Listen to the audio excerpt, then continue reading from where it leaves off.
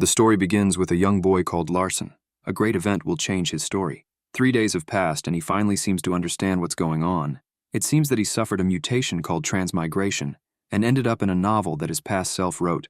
The protagonist never imagined that this could actually happen, especially to him. Everything is different, including his physical appearance, which, as an 8-year-old boy, will be hard to get used to. Something always appears in front of you, with small print and information. It seems that the whole situation really isn't a dream. But according to the story, he will only have to endure 9 more years before he is finally exiled and gets his life back on track. The first few days weren't easy. When he woke up, he was startled by a young woman watching him. It was one of his maids, and she looked frightened as she quickly knelt down and apologized 1,000 times for waking him up. Confused, Larson doesn't recognize her. Staring into her eyes, he wonders if the girl is a young woman from the West. He hardly knows where he is. He hasn't yet realized that he has transmigrated. His maid seemed submissive. She was banging her head on the floor, begging for mercy. Frightened by this situation, the protagonist goes towards her to stop her from continuing. Terrified, the girl cries out loudly for his mercy and for him not to hit her. As she approached, before he could even lay a finger on her, the young woman fainted. This seemed to be part of a dream. It all didn't make sense. When he woke up on the second day, he finally discovered his new identity. Sung-min was now the Larson of the Mayton family. Someone enters his chambers, and it's young Hampton, who is responsible for looking after the diary. Confused, the protagonist doesn't know what he's talking about. It seems that his old personality has asked him to write it down. Gradually, he remembers his old memories and the diary's function. Because she comes from a noble family, all her steps are recorded in a notebook until she is 14 years old. One person is responsible for doing this, always keeping the diary up to date. Focused, Hampton didn't notice that his master was watching him, and when he saw him, he was startled. Accidentally bumping into the can of paint he was using to write, the terrified boy immediately apologizes and says he'll clean it up. Before Larson could even think, his body acted on its own and attacked the boy, hitting him with a big kick. It was as if he couldn't control himself. His actions were involuntary. As the days went by, the boy's memories kept appearing in his mind, and little by little, everything was making sense. He remembers that when he was only 4 years old, his attitudes were aggressive towards his classmates. In fact, one of the youngsters who beat him up was poor Hampton. At the age of 5, the boy discovered his ancestry. He was the son of a mere maid, and his father was the powerful Lord Decatra. When he remembers his father, a feeling of fear takes over his body. It seems that Larson feared the old man. She didn't accept that her mother was a maid, and she treated her badly, not respecting her as a mother. These memories make him feel ashamed. It seems that in the past, the boy was nothing more than a good-for-nothing. His journeys were so many that he could barely remember them all. It was chaos at just 7 years old. At the age of 8, his destiny was changed by a tragedy. The boy suffered from a horrible disease. Piedade beat up a young girl from an important family who was only 6 years old. As a result, her father was forced to kneel down and apologize to the great lord, little Rosalind's father. His attitudes only got worse. His behavior was that of a savage, so he was sent into exile in a remote place. The boy had no limits and thought that everyone had to obey his orders immediately. Larson's story was written by a renowned writer called Cha Shun-min, who himself had created this character in his past life. In other words, he himself created the personality of a poorly bred good-for-nothing for the boy. But he can't remember giving so much prominence to anyone other than the main character. This was part of a story that the Sung-min office had never written. In other words, a new path had been created, and new things were happening voluntarily. By the 3rd day, he could remember practically all his memories, but they were all useless to him. Now he has to deal with reality. The young man is certain that he is not in a dream and that he has actually undergone a transmigration. When writing this character, Larson didn't appear very often, so his role wasn't very important. His skills were never written down, not even his appearance. The most the writer could describe him was that the young man had magical abilities, and for this reason, this character went unnoticed by readers. Finally, at just 17 years old, his life came to an end. The young man was executed. Now in his body, the writer will have to come up with a plan to stay alive and change his character's future. The protagonist is currently only 9 years old, so he will have to change his story in 8 years before he loses his life. But it won't be easy, because the main character in this story was the famous swordsman Kasin Said, and in the future their families will be enemies, due to a confrontation they had in the past, resulting in the exile of the firstborn of the clan, Said. This confrontation ends in war, with many losing their lives, and in the end, the family of the Said clan emerges victorious, and their enemies almost extinct. Still confused, The protagonist hasn't figured out what the status, which appears in front of him, is for. He wonders if he wrote this part in his spare time, and ended up not including it in the main story. But what really matters is that the boy will now be able to use his knowledge of the future to change his destiny. Now that he's part of a royal family, he'll be able to enjoy all the goodies. It seems that he has been given a new chance to live a dignified life due to their small size. Their magical abilities have not yet been developed. There is no doubt that his destiny is one of success, as his surname is Maton, one of the 3 largest families in history. In the future, he will be a genius. His magical abilities will stand out. Now Larson needs to use all this privilege to develop and perhaps prevent him from losing his life at just 17 years old. He then remembered the information in his character description and realized that it was an explanation of his new ability. Thoughtful, Larson wondered why he had such power, since he wasn't the protagonist. However, it didn't matter to him, because the moment he transmigrated, his common sense was discarded. The skill of the protagonist's side, from the renowned swordsman clan, was impressive. In the story, the protagonist was robbed to the point of acquiring enough power to destroy an entire continent. And of course, he wouldn't be a true protagonist if he didn't have the ability to destroy the universe.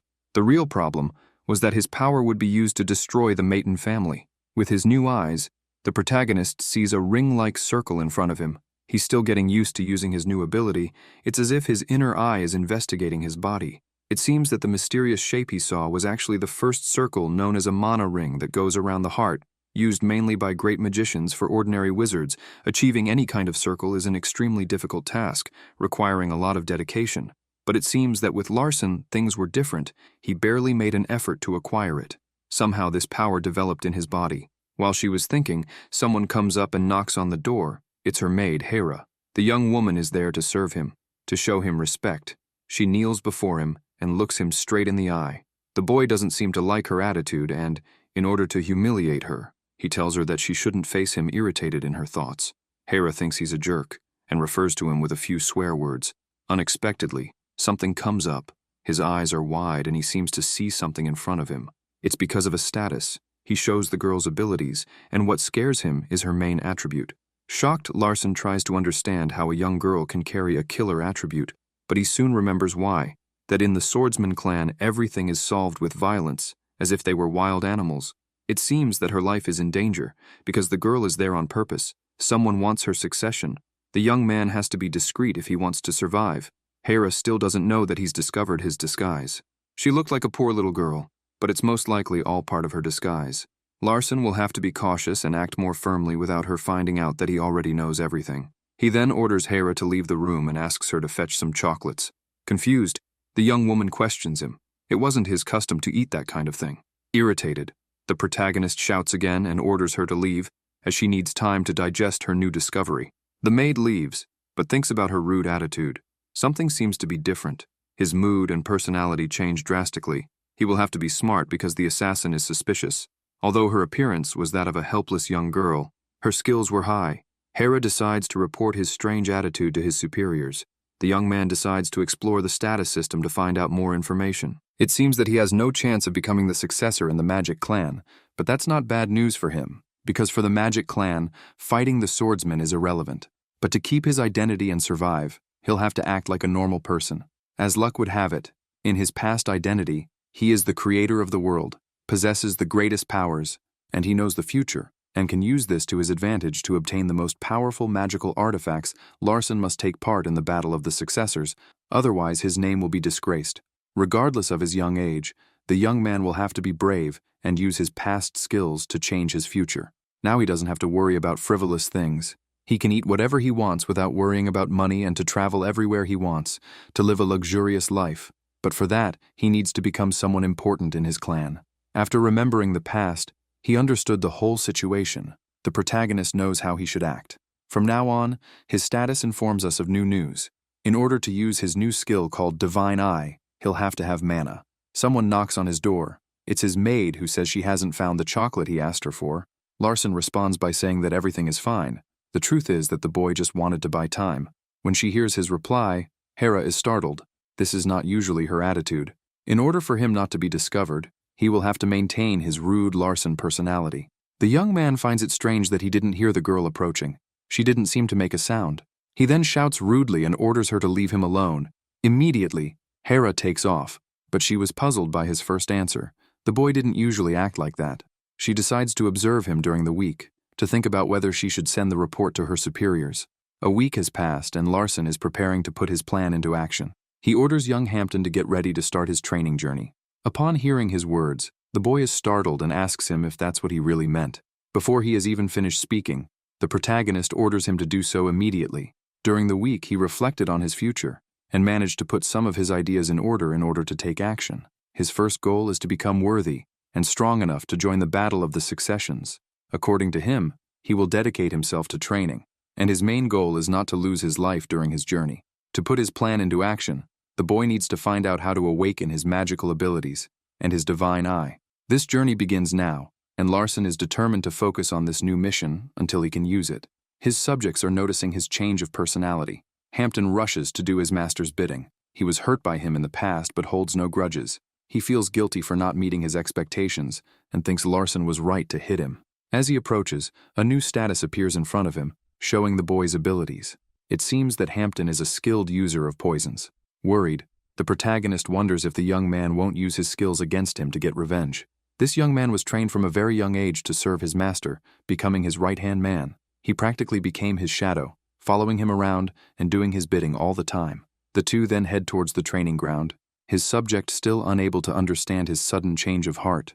Hampton is afraid of him getting into trouble, because he knows that his rude attitudes only hurt him, but as his companion, he needs to believe that his master is willing to change. As he approached the site, he saw a large building, its structure very similar to the real world. It seems he didn't use his imagination to create it, but that's not a bad thing. At least something was common to his previous life. They then enter Annex 1. For each floor, one person is responsible for managing the place. Soon someone greets them. He introduces himself. His name is Noah, the administrator of this annex. The man bows to him and says it's an honor to meet him there. In his thoughts, Noah remembers an event from the past when Larson assaulted him for a futile reason. When observing him, the protagonist is unable to read his abilities with his divine eye, which may be due to his high level. That's why it's best for them to become friends, as the youngster will need your help to train. Seeing his intentions, the man is shocked. He never thought he would go there for this. The protagonist asks him to help him by showing him the best training for his age. The administrator can't wait to take revenge. Larson will pay for humiliating him. He then suggests that he use the same training that the sixth young master used for his training, called mushroom monsters. They are mushroom-shaped creatures. They move fast, but their rank is low. This seems like a great start for him to hone his skills. Noah will prepare the training camp, but his animation seems strange. Larson isn't worried that this monster won't be difficult to defeat, but he needs to concentrate and connect with your mana ring, as your greatest skill is magical combat. The magic mushroom forest is ready. Now he'll have to be clever to win. In the distance, he spots his opponent, who is coming fiercely towards him to attack him. In an attempt to help him, his servant shouts that the monster's weak point is its body. He should use fire magic to contain him, as it makes him weak and gives him time to think of a strategy. With his circle complete, it's time for him to test his magical skills. He prepares to attack. It seems that his ability with magic has finally been awakened. Noah watches the battle. The man was a well-known magician in the region. People often called him a genius because of his great skill. Yet another little boy was able to humiliate him for a simple and pointless reason. Now he'll use his anger to take revenge on the boy, and this is his chance. Cheating. He uses his power to evolve the mushroom monsters to a higher level than he had told the boy. The wizard doubts the protagonist's abilities and thinks it will be impossible for him to defeat these monsters. As he watches, something shocks him, and his eyes go wide. Larson attacks the mushroom with his fist and throws it away. It looks like the boy won the battle with just one blow. It wasn't difficult for him, as he completed the task, and a status appeared in front of him. It's a notification that says he's completed the cycle of beginner magic, and he will evolve. The level of mana in his body is higher, and he feels as if his heart is on fire. This new power circulating in his body, Larson has never felt this kind of sensation. He wonders what it is. Still shocked, Noah wonders if something strange is going on. It seems that the boy used combat magic accompanied by great physical power, but what made him curious was that the monsters he had just defeated were resistant to this kind of power. His subject congratulates him. He thinks this kind of training is not paleo for him. The coach thinks it's better to increase the difficulty level for the red mushrooms. Larson is worried because his mana level is almost gone, and he could be defeated. These red monsters are known for being strong and fast and have multiplying abilities, which will make everything difficult. Seeing that something wasn't normal, Noah had to put past events to one side and watch him write it down in his report. The protagonist doesn't remember having created this kind of monster in his story. Again, the situation created is voluntary, but it's definitely something similar to what he's already created. When he sees it, the boy can't tell the difference between the two monsters. They look the same. Before he can prepare himself, the mushroom attacks him. Its speed is high. Larson barely manages to dodge it. The young man needs to act fast and think of a strategy, because the monster is about to attack him again. The little wizard quickly notices his opponent's abilities, but this doesn't frighten him. He quickly defends himself against the attack, leaving Noah speechless and open-mouthed. The protagonist has already discovered his attack pattern, but first he's going to use the new skill he's just gained. But what he didn't expect was that his mana was about to run out, so now he'll have to come up with a new strategy, fast. Suddenly something happens. Using only his fist, Larson strikes the mushroom. Even he is confused. It seems that time was in slow motion. Thanks to this event, he defeats the red monster. Now he needs to rest because his mana has been completely depleted, and his skills can no longer be used. Finding out what happened will be a task for the future. Now your priority is to recover. Gasping, the maid arrived with chocolates for the protagonist. The boy thanks him and says he doesn't want to be disturbed because he's tired from his training. Later, he decides to eat the chocolate and realizes that it tastes very good. He decides to look with his divine eye and notices that the effects of the chocolate are spreading throughout his body. With the small amount he ate, he absorbed some mana. He was surprised because in order to absorb mana, a magician needs to travel to a specific place, and even absorbing just a little is already a stressful feat. But this chocolate is mana as it is digested. The only side effect is that he puts on weight, so he decides to reminisce about a situation he recently experienced. He ends up activating an attribute unintentionally at the very moment someone knocks on the door, and he shouts that he doesn't want to be disturbed and asks them to leave. But the visitor was his older brother, who came in and asked if the boy had any manners. The protagonist goes to greet him, but he calls him slow and asks him to crawl and get ready to attack. And its decelerated flow attribute has been activated automatically, so your brother who was attacking is now slowing down. And the boy decides that he doesn't want to be beaten and decides to test his skills against this opponent. He then defends the attack by throwing the enemy's baton to the ground. Carlton gets angry and can't believe his eyes. Asking what the boy had just done, the protagonist replied that he had only defended himself. His brother then asked him to repeat what he had just said in an aggressive tone of voice. The hero then repeats, and Carlton, in a burst of fury, attacks him and begins to use magic. Using his eye power, the protagonist notices that there is a ring around his brother's heart. It's a status, with its attributes showing that its main power is water. Realizing that there are more water rings forming on his brother's body, he decides to stop the attack. With great speed, he dodges and hits his brother in the shoulder and then in the stomach. Kneeling in pain, the boy spits blood on the floor, and the hero shouts for the maid to call a healer. The protagonist thinks that the mana that was inside him and was interrupted has exploded. He thinks he's beaten his brother too much, but he's found an excellent way to fight wizards. His goal now is to survive until he is 17. The next day, the maid talks to her sister about what happened. She can't believe that the little boy defeated his older brother. As the conversation continues, she discovers that her sister is the shadow and says she has suspicions about the boy. The girl suspects that now that her master is turning 10, he has started acting up. The protagonist is in the library of Starlight where he can learn how to cultivate mana. He enters and is impressed by the size of the place and asks how many books there can be in there. A voice replies that there are about 2,000 books, and the boy starts looking around. Soon he sees a woman floating by, and it's the librarian. The maid's brother says that the protagonist has been hiding his abilities for 10 years. He said he had noticed that the boy had already reached the first circle, and she thought that couldn't be possible in such a short space of time. The boy remains convinced that the hero has many reasons to hide his abilities. Because he is his shadow, he has access to his visions of the future, and is afraid of being discarded if he dies. The maid then says that if he goes to the library, she will take the matter more seriously, because that's where the members of the Maiden clan prepare for the succession exam. The protagonist can't remember the librarian at all, and a status with her real name appears. Larvian, a woman who faced the protagonist Cassin, said, "A mage of the highest level who massacred the Lord of Revadon and froze his entire castle. She was currently a wanted person, but she works in the Maiden library, so she was never found. This renowned library is a sacred place for wizards, as all the grimoires in the world are transcribed there. All the librarians there are high-level wizards, and they have the right to read the books there." The boy is surprised that the librarian is such a powerful mage. The woman asks him to wait and goes to get some tea. The boy thanks her for not going there before, as her behavior would have caused problems. The magician returns and asks what kind of book he's looking for. The boy says it's the book on mana cultivation with the basic principles.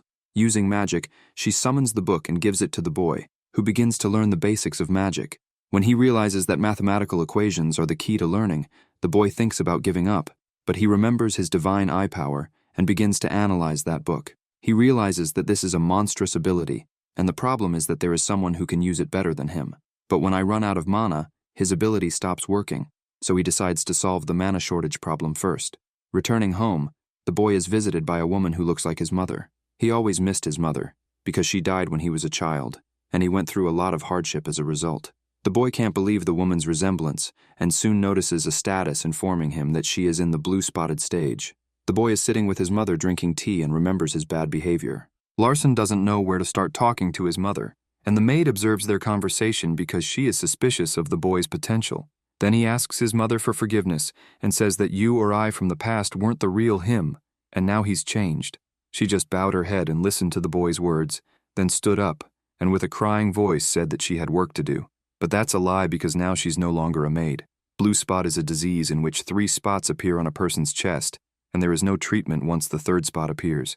The woman is behind the salon door feeling sick because she can't cry on such a happy day, since her only son called her mother for the first time.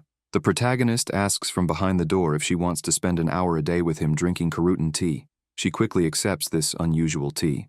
If she drinks it frequently for a month, it can cure her illness. Later, the woman is in her room reflecting on her son, unable to believe that he has changed so much. It seems she's happy because she gets to drink tea with him every day.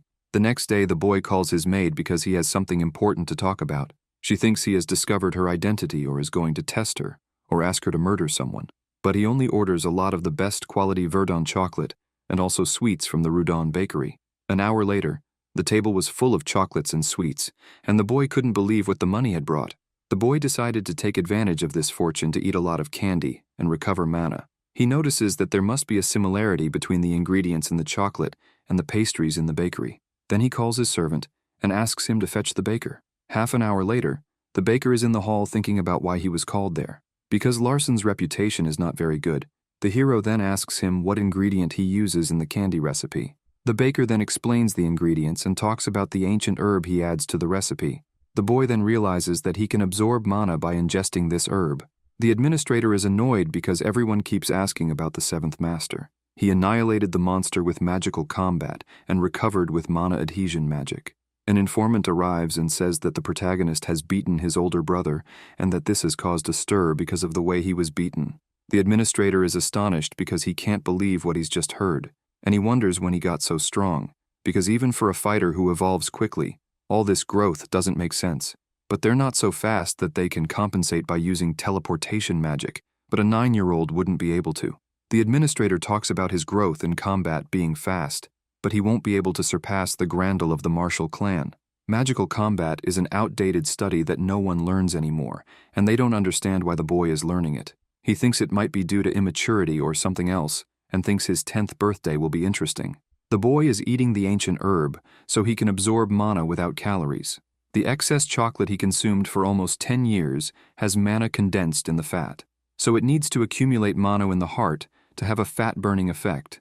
If his mana increases, he can use the divine eye for longer and learn mana cultivation and evolve faster. 3 days later, he managed to absorb the introductory book on magic. A status appears showing a hidden page, and he realizes he has more information to learn. He has to go to the library, but he's afraid to because he finds the librarian scary. His maid looks serious, and the young man goes to the library. He's walking along, and the librarian comes up and asks if he's finished reading that book. Then she picks up and throws the book back, and the boy is amazed because she has frozen magic without reciting anything, and the book has disappeared. The boy then asks for the easy mana cultivation book, but she warns him that it is not interpretable or informative. He decides to take it with him, but the girl starts sniffing the hero, and he is amazed, as he looks like a predator sniffing out its prey.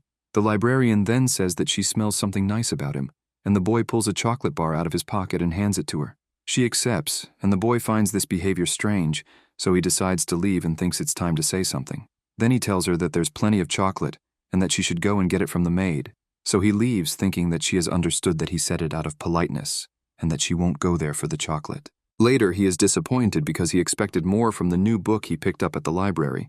Then the maids are watching the young master train. They comment that he seems very busy still in the library and training hard. Hera notices that it's no ordinary run. So Evian appears and tells her that it's the process of melting the mana condensed in the fat using the body. The maids are amazed as they didn't even sense her presence and hand her a chocolate. The maid finds this order of giving the chocolate strange, as the ranking of the person who will receive it must be taken into account. And since she's a librarian, it can be an insult, but the woman welcomes it. Hera finds it strange and wonders what relationship she has with her master. 3 days later, the hero was able to analyze the new book he had picked up and was happy about it, but he started to feel sick and fell to his knees. His mother is overflowing. If he doesn't read this rapid flow, his heart could explode. This is a world where you can die if you don't know how to interpret a book.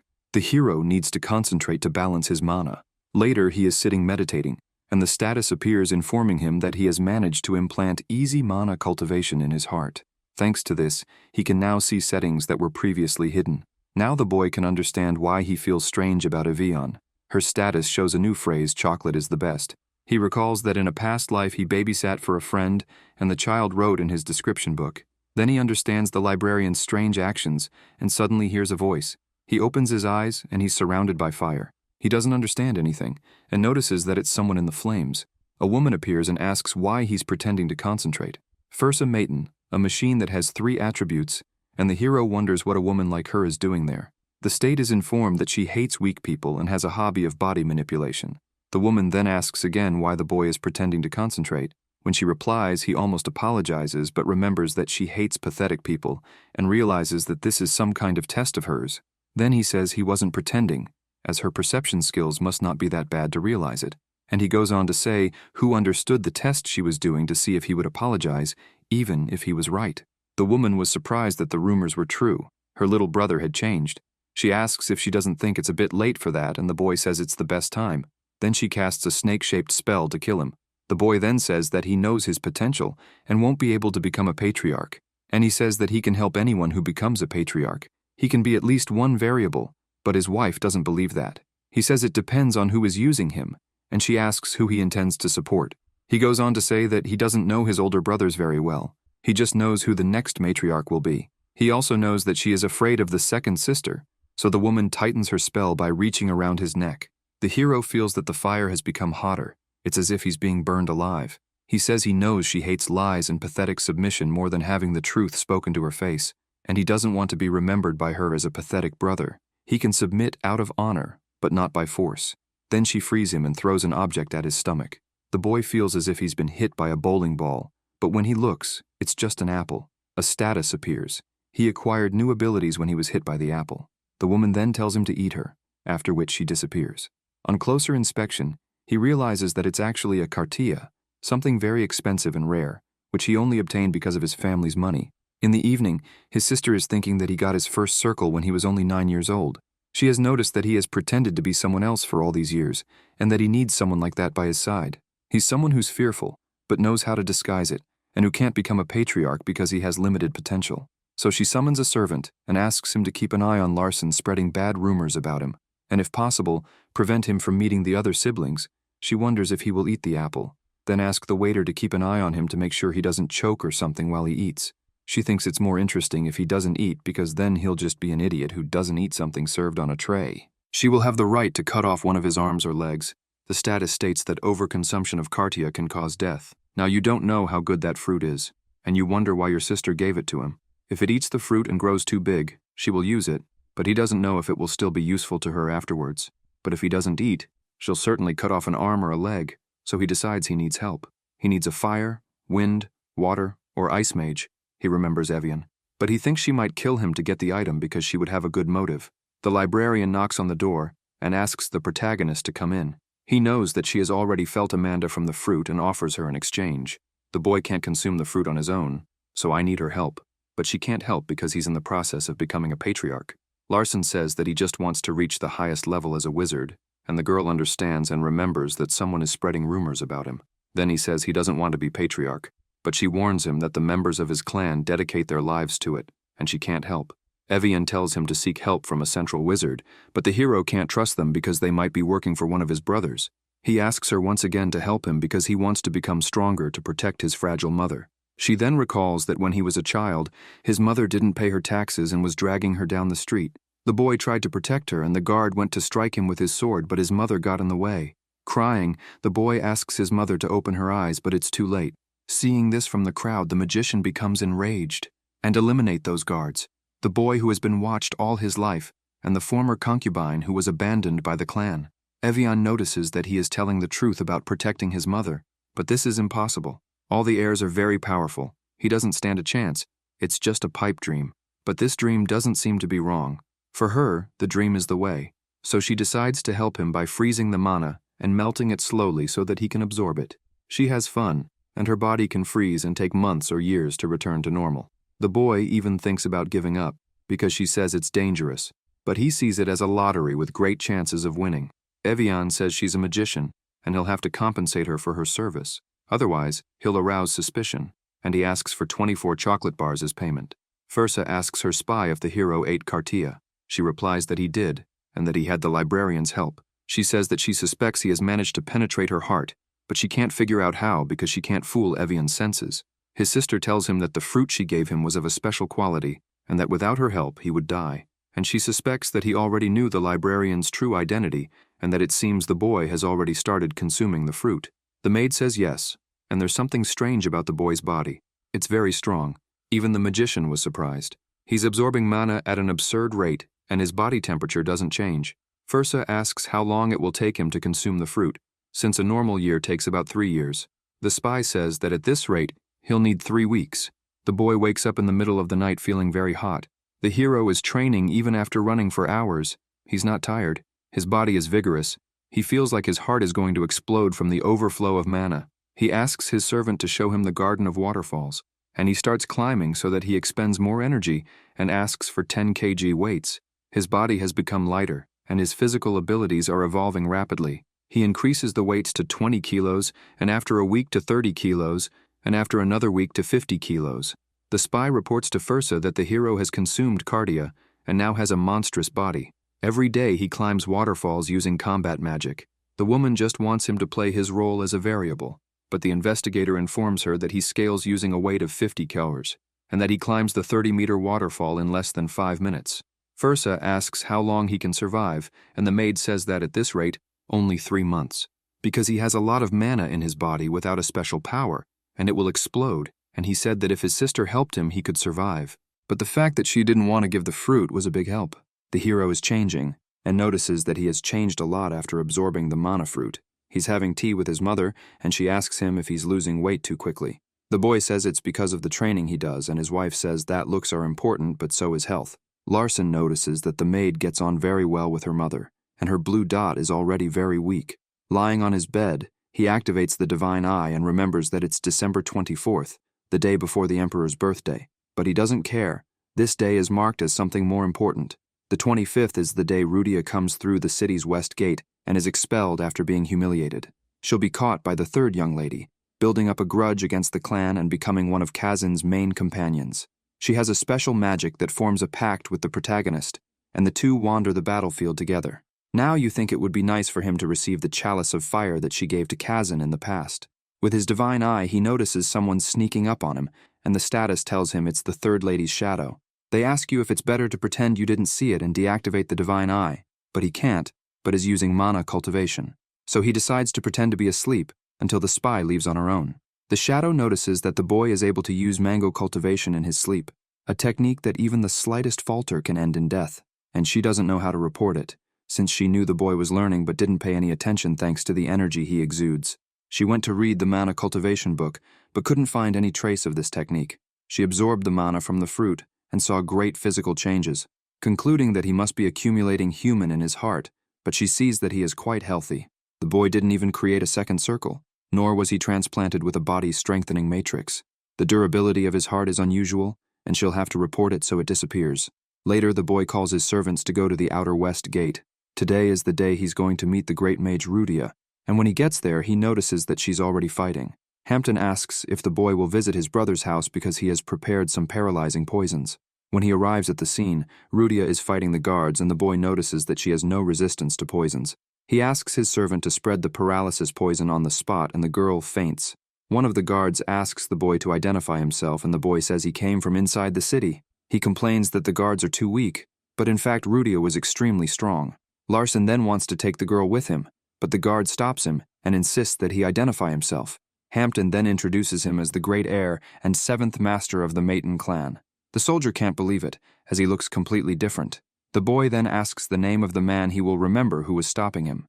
Then he says that if the man still doesn't believe him, he should send someone to check it out in the capital. But when they confirm it, he will have to pay for his arrogance. But the man then asks why he wants to take the girl. He says she's pretty. They take the girl and leave her tied up and the status appears informing them that a variable has altered the story. Rudia wakes up, but can't speak because she's gagged, so the boy says he can help her father. The hero explains that his mother has also been ill, and that, from her clothes, she comes from the area where there is a big epidemic. Larson says that he can cure this epidemic since he came thinking that the Maton clan had the cure for the disease. Then ask her if she has understood, and she should nod twice. Hira removes the girl's gag and she wants to know why he's helping her, because she's seen that boys from golden cradles don't help anyone. He asks why she came to see you, and the girl says she had good reason for them to help. So he thinks she's talking about the chalice of fire she gave Kaysen in the original story. Larson says she will cure her father, but it will cost her the good things she said she brought with her. So he asks Hampton to look for 10-year-old herbs and spread them around the pandemic region. If you cook it in silver seawater for 18 minutes, it cures the disease. The servant says it's the first time he's heard the method from this. Hera also asks about it. The boy just says he's a Maton, and the maid notices a confidence in his words. She remembers the patriarch from her youth, so she tells Rudia that she's going to let her go. The girl then becomes furious because she has never spoken her name and asks how the boy knows. The boy asks her not to panic and asks if it's strange that he knows her name. He asks her what she thinks of him giving away the 10-year-old herbs and telling her the secrets of the Maton clan. He asks why everything that is beneficial to her is strange and says that she has been hostile to someone who could be a savior. And if she's forgotten all the favors he's done her, the girl acknowledges and apologizes. The boy accepts and tells her that she has to stay there because she has infiltrated the clan and even attacked the guardians. They said that it was no place for someone as insignificant as her, and that her death or that of her father was not the Maton's problem. She cried and said that she liked playing with her father. The young man then asked Hera to free the girl's father. Rudia asks who he is who is being so generous. He introduces himself, and she says that he has the reputation of being the most unfortunate of all. But now she thinks he's a kind person. He wonders if making her an ally is a good idea. Hampton has already collected all the herbs and is ready to leave. It will take at least 3 days to reach the site. Before leaving, he asks why he's helping the girl and says it's a shame that people die from a treatable disease. But in reality, he was helping to try to obtain the chalice of fire. 2 days later, Fursa arrives and asks the maids about her brother's new toy. She looks and notices a handsome young man and asks who he is, as she has no history of handsome men in her family. He says he's his younger brother. The woman thinks he's interesting and that he's hiding a lot of things. Fursa approaches and caresses his face and he feels as if his heart is freezing. The boy notices that her magic combat has activated automatically, and she tells him that if he continues to grow like this, he will fill her with love. He thinks it's more of a test, so he tells her that he doesn't need her love, that he wants to be a rival or an ally. The woman thought it was cute and said that his face would be a work of art if it were on a stake. Larson is startled and asks her not to make bad jokes, but she says she's there to see his new toy. He doesn't understand why she wants to take a look at Rudia, but he tells her that the toy is his, and he has no intention of showing it to anyone. Enraged, the woman unleashes her power, which she always triggers because he is resisting despite having nothing but magical combat. She decides to give him a chance, and I call for a fight using only magical combat. The boy asks her how she learned about it, and she says that she read for 5 minutes before going there. Then he says he'll do his best to destroy her, and she launches a snake-like attack. Using the divine eye, he realizes it's an illusion and manages to undo it. The woman notices that he has definitely improved, and she says that if the toy isn't interesting, she'll remove it. The boy says he'll beat her with everything he's got, and she's surprised that he can entertain her since he's just a bastard. Larson goes to attack, but the woman is ready and counterattacks. He defends himself and is thrown backwards. He saw that he couldn't dodge, so he decided to defend so that he could counterattack. The girl reasons that she will only be at a disadvantage in the fight if it is extended with a difference in skill, and she cannot simply try to counterattack. He then activated a magical combat technique that uses the weight of his body, grabbing his sister by the leg and knocking her to the ground. He quickly tries to finish with a final blow, but his sister ends up using magic. The girl ended up breaking her hand. All the bones in her fingers were crushed. So he says she used defensive magic. The woman says yes because he ran up to her to take it from her, but she already held it in an indecent way. Then she says she hates magic combat because of its lack of elegance. Then she uses magic to lift him off the ground and throws him against the wall. She tells him that he's won the bet, that she's going to take her eyes off his toy, and that she's very interested in him. Just as your servant reported, the boy's body is very resistant, and I wanted to test him to the limit, but he's still weak. She noticed that the boy had absorbed some of his mana and seemed different from absorption mages. That's why she overdid it a bit, since she has a lot of healing mana, and the boy can get something out of it. Sando notices that she has given the boy a new present, and warns him that he will break some part of his body if he can't control it. High regeneration skill has been activated. This technique heals the body. Their skills are resonating with each other, and spending a lot of money. The status shows that body reconstruction will begin. This ability is accompanied by extreme pain, and the protagonist kneels down from the pain. He needs to stay calm. His whole body feels like it's being torn apart. His bones feel like they're all broken. Hera and Rudia arrive at the scene and realize that it is wrapped in something that is not poison. His mana is running out, and I won't be able to complete the body reconstitution. But when he sees it, a fire has ignited around him. It's Rudia who's come to help. It just so happens that fire magic is rich in mana for him to absorb. The boy disappears into the fire and a status appears informing him that he has fulfilled the requirements to evolve a skill. Then he returns with his body completely healed. A status appears that a dormant power within his body has been activated into the celestial constitution. This was the best constitution attribute created for the protagonist of the original story. I want you to ask why you're getting all the protagonist's attributes and ask your maid to bring him new clothes. Hera hands Rudia a letter and she realizes that it's her father's handwriting telling her that the planes were better. And because of the medicine she received, the epidemic was disappearing, so the girl was relieved. She says that she will certainly return the favor, and now he is her benefactor, and she intends to make a pact of fire with him. This is a pact of the Flaming Family, who will give every last spark to whoever signs this pact. The boy reasons that if he signs this pact, the original story will change drastically, but he doesn't care because his life is at risk. The girl then begins to carry out the pact by swearing an oath before the eternal flame, and a status appears, informing us that the divine eye has managed to capture new information and will show us the values of this world. Then he reads that he will have control over the girl's berserk rage and mana, and the side effect is her death. So he gives up on this pact, and the girl doesn't understand because she thinks it's a good thing. Larson says that's not good, and tries to explain to her that if she goes into berserk mode, he won't be able to stop her, and the result will be his death, and the girl says that it is a great honor to die for the person who signed the pact. He then says that he doesn't want to be responsible for her death, and that she's still too young to make a pact with anyone. Then he asks her not to force her beliefs on him, and the girl is sad that he doesn't want to make the pact. The boy explains that it's a very big responsibility for their age. Rudia says that he is a good person because her father explained that she is a powerful weapon in the hands of those who make a pact, and if a person rejects this pact for a just reason, that's a good person, and it would be a very trustworthy person who would be better off not letting that kind of person get away. Then he gives her some chocolate and asks her about the good things she said to him. Now you think this thing is the chalice of fire, and the girl says it's a very good thing nearby.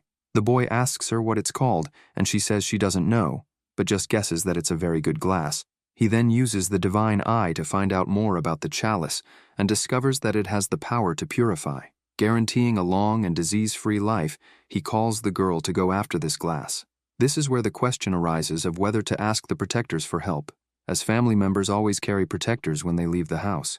The hero then wonders whether he should inform them that he is going to Hiron City to receive the good cup. He doesn't want to lie because the 7th Circle Wizard will be by his side the whole time. The problem is that the protectors must be working for each of their brothers. The succession battle is using up a lot of the family's resources, and the best protectors are your siblings, and he doesn't want to give up the chalice. So he asks his protector Japel, a man who has a bad relationship with him from the past. They had met 3 years ago, and as usual, the boy had treated him badly by calling him a guard dog. He humiliated him by saying that he was the master, and using swear words to refer to the man.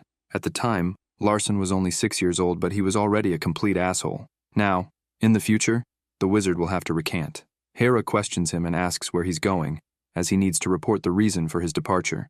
The protagonist says he's going to hunt for some chocolates, and she has to write that he's joking. The maid doesn't think it will work out because it's a futile reason, but she will obey her master's orders. Unexpectedly, the document was approved. His plan was going according to plan. Anxious Larson couldn't wait to meet the famous master of the Maiden clan. He was waiting for him on his balcony. As he approached, the two faced each other and shook hands. Japel notices that the young man's attitude has changed since their last meeting. The man is curious to know why he has chosen you to be his protector. He seems to remember the humiliation he suffered in the past. His memory is great because he is a seventh circle wizard.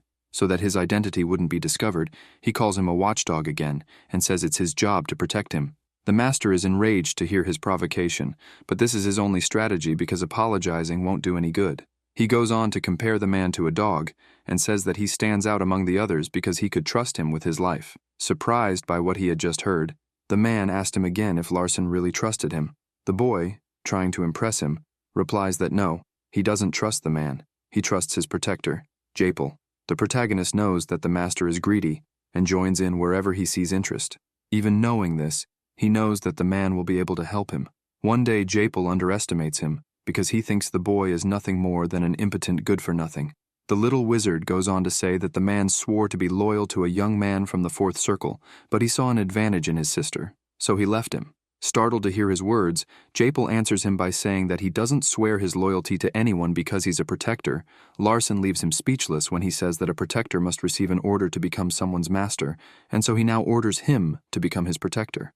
The man has nowhere to run, without realizing he has fallen into her trap. Now he will have to accept her request. Rumors had already spread about him, a young man who created the first circle all by himself. For Japel, the strangest thing is that when he analyzes the boy, he senses a great power, greater than that of a young man from just one circle. But to find out, the master will have to accompany him, and it seems that Larson is hiding something. The group then sets off for Rudia's hometown, where the girl is anxious to see her father. The girl belongs to the Flaming Clan. They used to rule the city of Hairan in ancient times, but they were demoralized when their phoenix god used up all the clan's mana power. Rudia is excited and runs off screaming loudly in search of her father. Hampton comes to meet the group. He didn't know that his master was going to visit him. Japel watches him. Something seems wrong. It's as if the young man can read his thoughts. Rudia finally finds her father and runs to hug him. The girl says that the young man was kind and helped her get home, so they will repay him with a gift. His protector begins to understand his strategies. It was all part of his plan. Since no one has noticed him before, Japel is sure he's hiding something. Rudia grabbed him in her arms and pulled him along. She was going to give him the long-awaited thank you gift. She leads them to a pile of stones, known as the magic stone mouths. Suddenly the young woman invokes a power, and the stones go up in flames. Everyone watching is shocked by her abilities and the powerful gift she would give him. It's a valuable chalice of fire. It seems to be an ancient relic used by the girl's clan.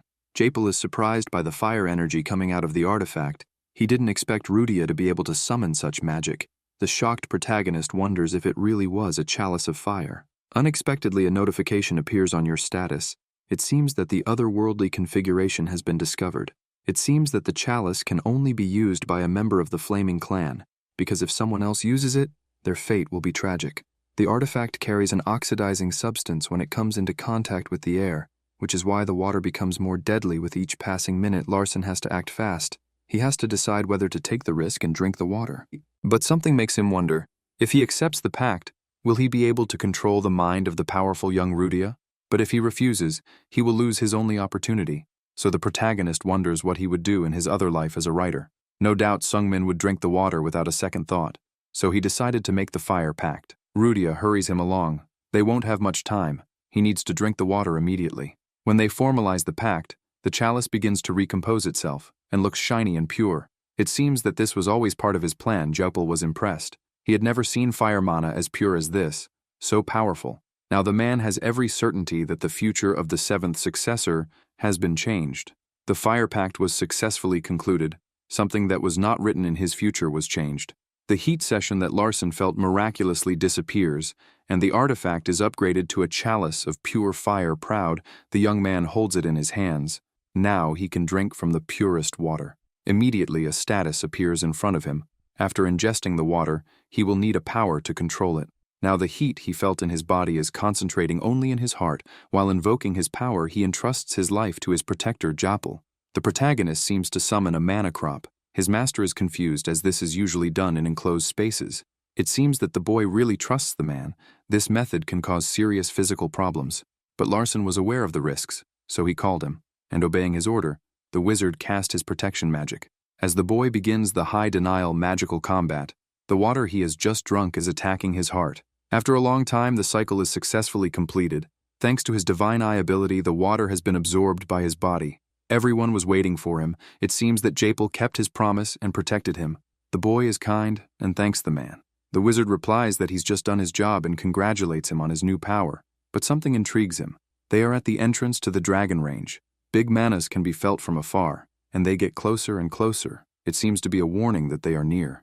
It seems that the power of the chalice of fire has drawn them there. The protagonist had no idea that the artifact was so powerful, to the point that a wizard in the seventh circle thought so. With all his experience, the wizard thinks they are swordsmen approaching. He can feel their mana. The group will have to think of something fast, because according to their mana, they appear to be skilled. In this world, swordsmen and mages are rivals. Larson won't run away, because if his father finds out, he'll be disinherited and lose his life, and his protector was also of a high level, and would be able to defend him. Finally, they find them. The protagonist will use his divine eye to analyze their abilities. Something unexpected happened, and he was shocked. Again, the story was different. The real protagonist of this world was in front of him. The swordsman was a genius, Kaysen said was a character created to be indestructible. But why was he there, if his own story is different? The young man had a large blue area engraved on his chest, a sign of the famous Sade swordsman clan, his rival from the future. His opponent must know him too. He knows he's the son of the Maton clan. The boy bows before them and says that he is there because he felt a powerful wave of mana. The young man is polite and respectful, despite his young age. The spirit guardians accompanying him warned him, as they felt a great explosion of fire. Mana. That's why he decided to follow the trail, because he was curious to know where it came from. Kaysen thinks that the boy is the sixth young master, but when he analyzes him, he notices that he doesn't have the skills to be him. Then he asks him if he's the fifth young master. Larson could fool him and say yes. But in the future, this would become a big problem if he discovered your lie. It's better to tell him the truth. So the protagonist says that this is his brother, and that he is the sixth young master. Upon hearing his words, the swordsman is shocked. The guards don't believe what they've just heard either. The rumors about him were quite different. Now that they've introduced themselves, they can be friends and chat casually. Kaysen had always been very lucky in his life. Everything seemed perfect, but something was missing. The poor boy had no friends. Everyone feared him because of the renaming of his clan. Rudia soon approached. The sweet girl was innocent and willing to become her friend. But his goal there isn't to make friends. He wants to find out where that wave of mana came from. Curious, he asks Larson what kind of power this fire mana possessed, because it seemed to be something powerful. The protagonist responds by saying that it is the power of defense, and would protect him from things like poisonous attacks. Japel just watches. He knows that if they decide to fight, they won't stand a chance and will be defeated. But it seems that the situation is under control. They're just talking. This is Larson's chance to make a good impression. They weren't going to meet so soon. The boy reaches out to shake his hand and tells him he's delighted to have met him. Kaysen shakes her hand. It's also new for him to meet someone his own age. The young master has heard that when people from the swordsman clan get to know each other, they fight to become friends. It's called a martial arts challenge. Larson wants to do it. Kaysen confirms this and says that it's necessary to create a bond of friendship, but it's not obligatory. But Larson is determined to duel him, and officially calls him to the challenge. This is part of his plan, to discover your skills and compare the difference between the two. Japel, hearing his proposal, was terrified as he tried to run away from the confrontation. The boy challenged him. With the spiritual guardians there, he wouldn't be able to protect him, but if necessary he will intervene because it is his role there as your guardian. The young man is an important part of the Maton clan, so he will have to work hard to protect his succession. It seemed like a big mistake what the young man was about to do. He didn't know the art of swords because he only trained in magical combat. Larson found it easy to learn this type of combat, even though it was a rarely used technique. The young swordsman doesn't understand why the boy wants to duel without martial arts skills. Your only chance is to put your plan into action, and use your knowledge of history to your advantage. In order to get closer to the young man, the protagonist asks him a question, and he says that the boy doesn't seem to have any friends. Everyone around him was shocked by the young man's audacity in asking this question. Larson quickly adds that he doesn't have one either, and that's also true of him. Due to their great skills, this task is not easy for them. Their clan doesn't allow them to make friends, unless the opponent is at the same level. Kaysen, listening to his explanation, doesn't think that this could be compared to friendship. But before he could finish, The young master interrupted him and said that if he became his friend, his clan would accept him, and that's why he called him to a duel. His opponent realizes that he knows a lot about his clan, and that when a weaker person asks for a dispute, it is a sign of confidence. Clearly, Larson is on the weaker side, as he doesn't know martial techniques. To spare his life, the young swordsman will only use his basic fencing techniques to start the battle. The young man gets 3 first moves at Larson, as he has an empty hand. Obviously, everyone knows that Kazan will win this battle, but for him, the real reason for accepting the challenge is to become friends with the young master. Larson has ulterior motives, and to achieve his goal, he wants the boy to fight him without feeling sorry for him. Kaizen feels bad. I apologize. Your goal wasn't to insult him. The young man just wanted to be merciful and save him from being beaten up, but the protagonist asks him to do his best. Finally, the duel will begin. The young swordsman will either attack using his sword. Larson quickly dodges. His blows are fast, and he hardly has time to think about his attack. It seems that jumping is part of his plan to win. His agility is hampering him. The young master can barely execute his power from a distance. If he wants to use his magical abilities, he'll have to come up with a new strategy, because if his decisions are reckless, he will end up being hit by his sword. Since the young man can also attack from afar, his real intention was to see the protagonist's true power. He didn't expect to beat him, but after analyzing him, defeating him seems possible. Using his divine eye, he can read his attacks, and he can try to get closer. The boy prepares to face him, apparently using his direct thrust attack again, but unexpectedly, before he gets close, Kaizen decides to make a real attack. Now the protagonist won't be able to dodge and will be hit. The young swordsman hits him full on with his sword. Larson thought that if he was hit in the arm, the pain and damage would be less, but it seems that the impact generated a big mana shock.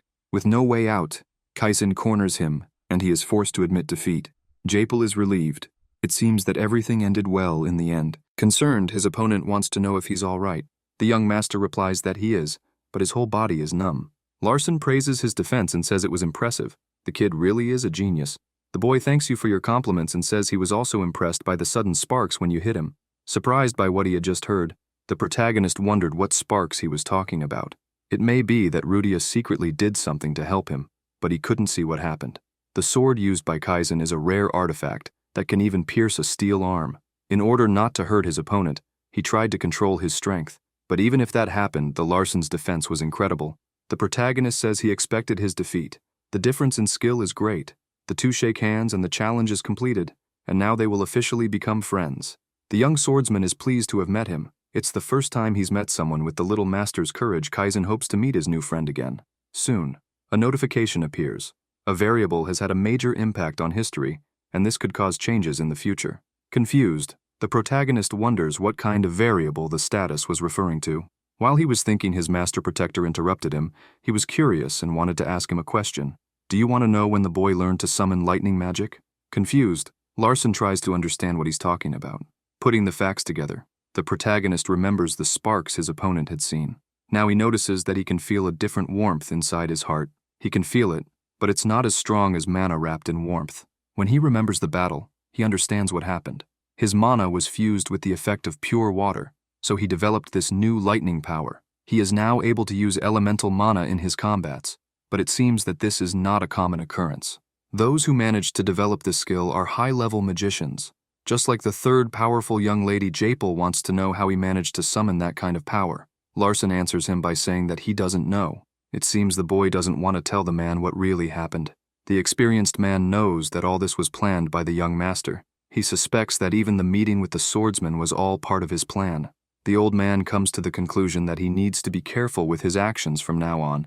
As promised, your protector will guide you home safely. Before they left town, Rudia seemed to be bothered by something. The girl is furious because she thought she was his friend and asks him to take it back if he doesn't burn everything down. She was deeply hurt because she had heard him tell Kaizen that he had no friends. Larson realizes that for her this really is something important, and says to try to calm her down that he was only wrong to say that. She concludes by saying that it's clear that he considers her to be his friend. Rumors about the young master are circulating in the town. The villagers doubt that he really went out for chocolate. He wonders why the patriarch is letting him do what he wants with his life. They want the boy to be eliminated, so that everyone would think it was an accident. It's as if his father is keeping him alive as a punishment to society. They find it very strange. Japel reflects on the conversation they had earlier, where the boy says that in the future he could help him. Perhaps the young man was telling the truth. A year has passed, and a great feast is set on the table. Larsan is having dinner with his mother, and the maid is serving them. The young man hasn't yet learned to control his divine eye ability, so he activates it on his own all the time. While they were serving themselves, the protagonist asked his mother to explain his father's personality. In his memories, the young man didn't remember much about his father. He never even met him. It's as if something horrible has happened, and to defend himself, the young man has purposely erased his memories. Her mother says that her father is a lonely man. Soso may have been the only woman to receive Dekatra's true love. Suddenly a light appears in the dining room. It looks like some kind of magical portal. A frightening man comes out, his eyes bright and intimidating. It's Larsan's father, the famous Dekatra, and the boy is shocked to see him for the first time. Everyone shows him respect. The atmosphere becomes gloomy, and everyone seems to fear him. The Count stares at his son, his cold expression frightening him. Her memories of this man were all bad. Just hearing his name made her body tremble with fear. His father calls him. He wants to know what happened to his brother's sixth master, because he's heard rumors about him. It seems that the boy had a difficult personality, the protagonist confirms and says that he is right about what he heard. The young man needs to be more confident in order to show firmness to his father, not least because he raised him. Dekatra wants to know exactly what happened to her brother and asks her son to explain himself. The boy says the sixth young master tried to discipline him using torture and not magic, and to defend the honor of the wizards, he defended himself. His method wasn't wrong. He just used his mana to defend himself and discipline his brother. His father thinks it was an overreaction, but Larsan disagrees with his father and thinks it was the right thing to do, because he didn't even cause any fatal damage to the boy. He just wanted to teach him to use magic instead of martial arts. The protagonist explains to his father that for him, the battle against his brothers to win the succession is something beyond imagination. People don't see that their biggest enemy isn't actually their brothers, but the Sade clan who treat them like dogs. When the man heard his words, he smiled and said he liked what he heard. The boy concludes by saying that in the end his brother should thank him, because he taught him that he must first honor his clan. Dekatra never had high hopes for his successors. He thought they were useless. But the seventh young master is fulfilling his expectations. Larsan asks his father to forgive him because his brother deserved that beating. All this play acting was part of his plan to impress the man, and anxiously he wondered if it had worked. A notification appears for him. It seems that the man still loves his so-so mother, and it's the only reason he's still alive. Surprised to read the status, it all makes sense now. Without a doubt, this really is the only reason the ill-bred boy wasn't exiled. He then remembers that before he lost his life at the age of 17, his mother died of a rare disease. In the past, Dekatra sent Soso abroad because she was a forbidden love and had a bastard son. The man never came to visit them. The young man grew up hearing that he was the fruit of a mistake, so he was always rebellious and mistreated. His mother, Dekatra, knew that his other wives would discover his true love for Soso, and to defend himself he treated her coldly. Now the young protagonist has a new goal, to become strong enough to make his father proud and defend his mother. He will not let his name be used in vain. He will honor his maiden clan and show everyone his worth. The boy thinks that if he becomes strong enough to protect his mother, everything will change. Dekatra also hopes that he will become stronger, so the boy tells his father that he intends to do his best. But the man thinks that magical combat is weak. A technique with a very clear limit can't even be called a technique. It's a half technique. And even if your boy does his best, something that doesn't work at first won't work later. The boy doesn't just want to sit back and do nothing. He has no intention of becoming the successor because he doesn't have the caliber for it. But he thinks he can help the person who becomes the next leader. His magic's limits are set, but his own are not. He makes it clear that he still inherits his father's genes and will be able to rise through the ranks and become strong to protect his mother. Later, he receives a letter from his father calling him to a banquet in the main hall. It's a clan tradition, but when someone turns 10, they all get together to celebrate a simple feast. The most important thing is that the body strengthening matrix will be set up. A method will be used to increase his elemental mana gain. The boy is dressed and ready for the feast. Larsan arrives at the salon before everyone else and notices that it's a place where a lot of money has been spent and asks what his seat will be. Hera says that her place is in front of the leader, but her mother wasn't invited, so her older brother arrives in a rage. He looks at the protagonist and notices that he's changed, so he mocks him by asking him if he doesn't think he's lost because he was caught inattentive. I challenge him to face him again whenever he wants, but this time he'll come out more bruised. Persia also comes over to say hello and asks if he's having fun with a new toy. Larsan said yes, and she said it was a pity that she wanted to take the toy for herself, but lost the bet. The sixth young master can't believe that his sister has lost a bet to the protagonist. The second sister arrives on the scene. Despite her gentle appearance, she is someone who would do anything for the honor of the clan. She also has the seventh circle, and her aptitude is the element of light and the element of shadow. She is a character who will be beheaded by Kazin in the original story. Evelia says that the youngest has changed drastically, and the boy takes it as a positive thing.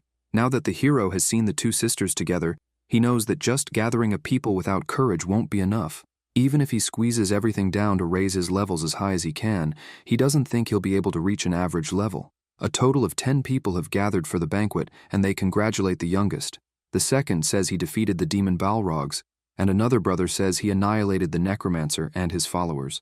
The third brought Sylvia's wings, which had been abandoned for some time. The hero is surprised.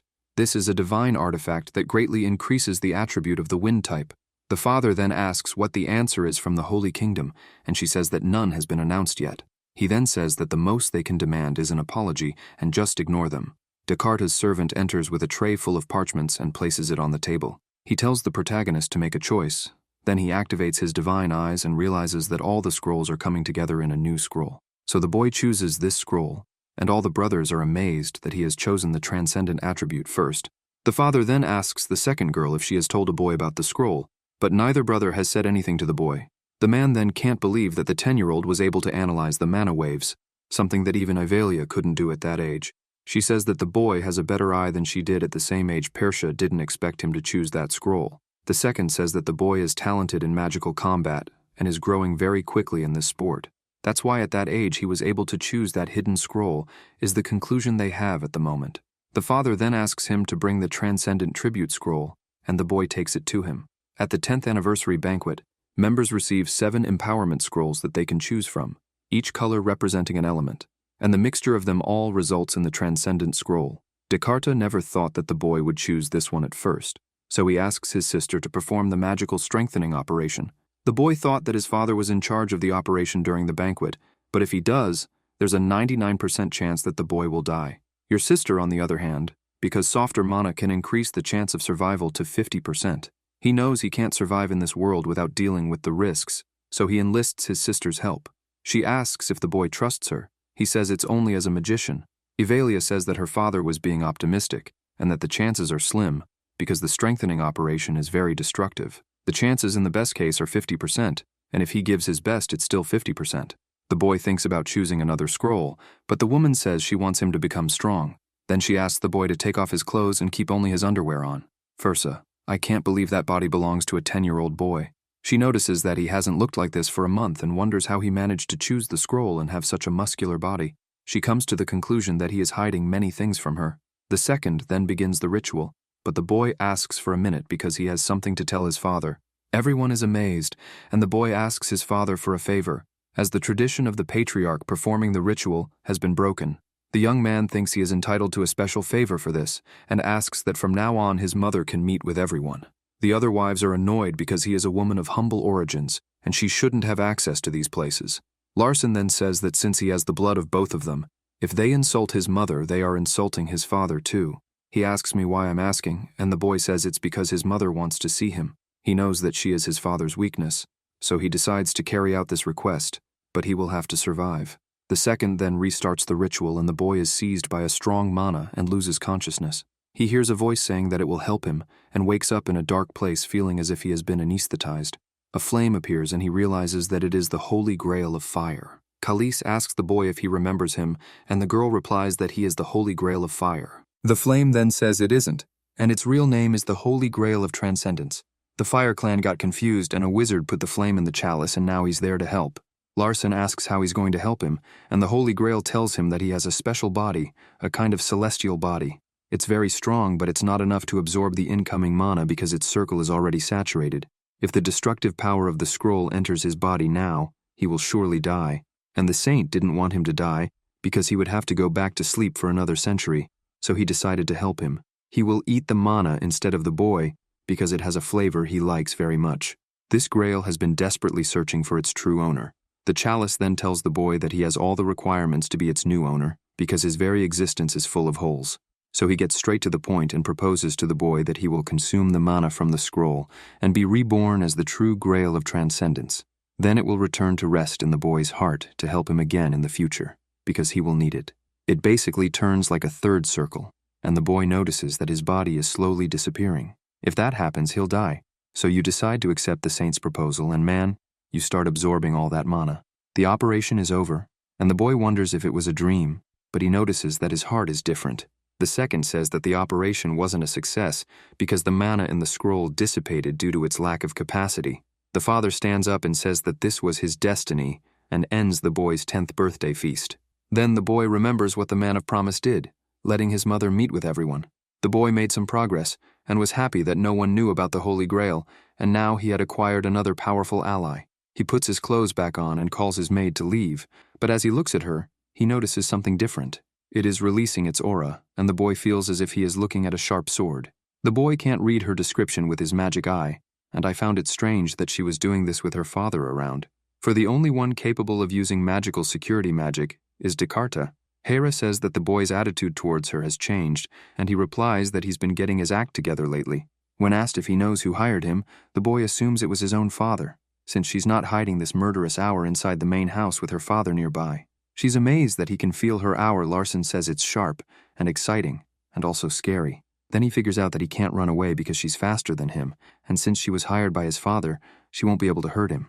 The boy says that since no one has appeared, there must be a barrier preventing this mana from getting out, and there is no one who can use that kind of magic without your father's permission, and you assume that he has already hired her and allowed her to reveal who she is in front of them. Hera says that her father allowed her to do whatever she wanted with him, and the boy asks why she's revealing herself now since she's been hiding it for so long. And it stands to reason that it's the perfect day for it, since on that day his father died there and put up a barrier to test him. Hera makes fun of him and says she didn't think he'd be able to discover his true identity. She's underestimating him. She thought the boy would run away in fear when he found out. The young maid then decides to introduce herself. Her real name is not Hera. The assassin says that her real identity is that of the famous discreet Soundless, but if he prefers he could call her Hera. Larson is shocked to hear that this legendary character was his own creation. When mothers wanted to discipline their children, they said that the discreet Soundless killer would catch them at night while they slept. The character was a legend. No one would be able to discover her identity because she was very discreet. Even the famous swordsman clan tried to find her for a long time but failed. But now the famous assassin was standing in front of him. He hadn't imagined that the girl was so young.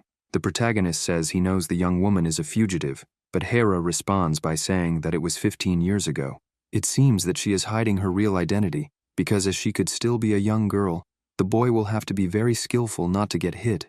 Before the battle even began, the girl disappeared without a trace. Larson activates his divine eye, but Hera is so discreet that not even he can see her. The assassin was ordered to eliminate him because the young man was too weak and didn't deserve the title of succession. Before she attacks him, the protagonist asks her to wait a minute. He has a debt.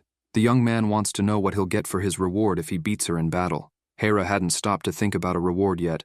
She doesn't think the boy has a chance against her skills.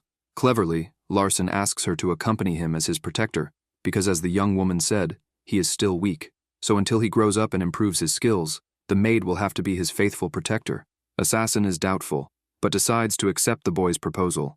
Finally, the test will begin, and the protagonist will have to be agile and come up with a strategy to win. It would be easier if her celestial eye could detect her movements, but she is very fast, and he will attack him from behind. While he is in stealth mode, the young man is confident that he will not lose his life. Since his magic eye doesn't work, he'll have to defend himself by dodging attacks. Hera will attack him from the arms down. Larson plans to take her by surprise while her guard is down. As soon as she hits him, the young magician will be able to detect where the assassin is, so he can use his divine eye. He will also take the opportunity to test his new power that allows him to see the movements of the mana flow in slow motion. Suddenly something changes. He feels a new sensation, as if his heart has released more mana to improve his abilities. Now, even with the young woman's agility, the protagonist can see her movements. Hera prepares to attack him. She aims her sword at his legs. With his new ability, he could very well dodge her attacks without any difficulty, but he prefers to let her attack him. It seems that this is part of his plan. To hold out, he activates his defense magic. As the girl strikes him, her mana accumulates in her fist, and the wizard prepares to hit her. The experienced assassin blocks his attack, and with her hands holds his fist. It was a close call that he didn't hit her. Faced with this event, the girl sees that he really is worthy and capable of standing up to her. So from now on, Hera will follow him and keep her promise to protect him. She calls him master and says she will protect him with her own life if necessary. Larson sighs with relief. He has finally passed the test. Now he will need to recover. He has used up all his mana and is on holiday. In her chambers, the assassin will make a report on what happened, but something makes her curious. She wonders how the boy managed to premeditate his attacks. It's as if he had guessed. The maid also realized that he already knew her intentions, so she didn't dodge his attack because she knew it wouldn't be fatal. But something strange happened. The assassin remembers hitting him with her dagger that contained poison, but his body didn't react and he was fine. So your new mission from now on will be to observe him to find out what happened during that battle. The girl didn't know that his skills were so advanced. She realized that he had changed drastically in the last month. Due to his great evolution, she finds him worthy of protection. In the evening, the boy is tired from the long day and decides to take a walk to relax. The Holy Grail then appears in front of him and asks if he did well. The boy is startled and asks him not to appear so suddenly. The chalice then explains that only the boy can see it. He says that the maid had Melia on her dagger, and Larson uses his eye and discovers that it is a lethal poison. Then he explains to you that he absorbed the poison and left it in his belly because it would be a waste to get rid of it, and he warns that if he receives a big impact, he could end up vomiting the poison into the boy's body, and he will die. The boy quickly calls his shadow and asks him if he knows about Melia and asks him to provide the antidote. He notices that Hera has changed her clothes to serve him better and has been transferred to the shadow role. He notices that she has changed and compliments her acting. The girl says that she doesn't need to act anymore, now that he knows who she is. Larson talks about the poison she put in his dagger, and he's a bit upset about it. He explains that he pretended not to know about the poison to show that he would be fine, and that she would stop underestimating him. She notices that he has gotten stronger and tells him that she will only protect him as long as he is weak, and asks him to get stronger so that she can get rid of this responsibility. She concludes that I will protect her no matter what she has to do, so he asks her to bring some wheat powder. Suddenly, he realizes that he is very thirsty and asks for some water. The maid tells him that wheat powder is very bitter and that he should drink it with water, so he mixes the two and starts drinking. But that's not enough. He needs more. The shadow notices that its mana is changing. A status appears in the form that wheat dust contains a substance, which expands when it comes into contact with the poison Melia, and if it expands, the Holy Grail then gets sick and ends up vomiting. The boy's heart begins to expand rapidly, and Hera is amazed. She thinks about taking him to a priest, but he can't move as she's not a doctor and doesn't know what to do. Only one solution. Now she has to absorb the mana and die in his place. Ether and Melia expand rapidly when combined. Only those with the transcendent tribute can handle it. The boy stays calm. He will have to use what he has learned from cultivating mana and apply it with his transcendent mana. If they haven't obtained the blessed body so renowned, the martial arts family won't be able to withstand the expansion. He thinks he will die, but those with heavenly bodies can also withstand the expansion. The Holy Grail then says he's feeling better now and asks the boy to trust him. Easy mana cultivation skill helped the Saint. Hera notices that his chest is returning to normal. She wonders how he managed to stop that expansion all by himself and observes that the boy is engulfed in fire. Hera senses that something is changing and can't believe his eyes when he sees that the boy has reached the second circle. Hera is impressed to see that the boy has reached the second circle at just 10 years old. The girl doesn't react. She congratulates him on his new achievement. Larson is surprised to discover that she can see his mana flow. He almost lost his life to achieve this feat. Being a member of the Maiden family, it was to be expected that his development would be faster than the others. To reach this level, he had to reach 6 levels, but it seems that they merged by pure coincidence, and the young man reached the second circle, but it's clear that his effort and dedication helped him. The protagonist invites his protector to a duel, just like last time, but now he's stronger. The two of them head for the Leaf Building to the combat arena. The floor manager wasn't expecting the visit. He's happy to meet the boy again. As he observes him, he is also surprised to see that he is now a young man of the second circle. He has practically reached it in less than a month. She notices that her faithful protector is a skilled assassin, but that's nothing new, as her colleague Japel had already said that behind the boy there was a big plan. He thinks someone is using him to plan something. That's why they have to be vigilant and prepare themselves. Looking at it now, it seems that he was right. His posture doesn't look like that of a 10-year-old boy. Someone could be behind it, so the man thinks it's best to walk away and not get involved any further. He will only do his job from now on. Larson is there to duel his shadow, the assassin. They just want to use the space. Frightened, the man tries to disguise it. The young wizard has something in mind. He wants to test his new ability, and for that, he'll need the skilled Hera. He wants her to duel with the level of her skills in mind. Because she's going to try something new. Confused, the girl asks what she should do, and the protagonist replies by asking her to attack him a little more slowly without taking his life. His protector doesn't seem to have liked the idea very much, because she knows that the real enemy won't treat him kindly. But since her master was ordering her, she would obey. Now his amount of mana was different. The 2 points were joined, and his combat skills were more advanced. He has full control of the mana. He can move it wherever he wants. That's why he decides to spread it all over his body, his combat technique now having become a specialized beginner. Larson is ready to start the fight and calls his partner onto the battlefield. The assassin's attack pattern remains the same. He still can't see her because she's so agile, but his magical divine eye can detect their movements and predict them. That's the difference between the 2 circles. Of course, the flow of mana must be slower than last time. It seems that Hera will use the same attack as last time, but this time he will deflect her attack, even if she is agile. When she realizes that the young man has gone astray, the killer is shocked and wonders if the boy can see her. While she was resting unexpectedly, Larson attacked her from behind, taking her by surprise. With his fist, the protagonist strikes her, but something he didn't expect happens. The assassin dodges and attacks him from behind, without the wizard noticing. It will be difficult to beat her, because the girl is very skilled and strong. He could barely detect her movements, and thought he had hit her with no way out. His only option is to admit that he's lost. Even with his great progress, the young master is still paleo for Hera. Even though he lost, his suddenness congratulates him on his more advanced skills. Surprised, Larson is happy to hear a compliment come out of his mouth. Embarrassed, the young woman tries to get around the situation, saying that he still needs to improve to be worthy of her praise. In the control room, the site administrator was following the battle. He is shocked to see the skill of the 2, especially the young man, because at such a young age, he shouldn't be able to move so fast. The man knows that it would be practically impossible to detect the killer's movements, but for the boy, it wasn't difficult at all. What scared him the most was Hera's defense. In his entire career, Noah had never seen anything like it. It's best to pretend you didn't see anything, to spare your life because Hera had needed you to keep your mouth shut. For the young master has reached the 2nd circle, but he still doesn't know how to control this new skill. The killer only left him alive because he promised not to say anything about what he saw. Noah barely knows what's going on. The days have passed, but the protagonist is working harder every day to achieve success, and his training is intense. Hampton interrupts. It seems that someone has sent him a letter. Anxious to read what is written, it seems to be something very important. He reacts with surprise. The swordsman's family invited him. Shocked, the boy was speechless without debt. Later that day, he walks through the palace hall as a little apprehensive because his father had called him, probably because of the invitation from the Sides family a few hours earlier.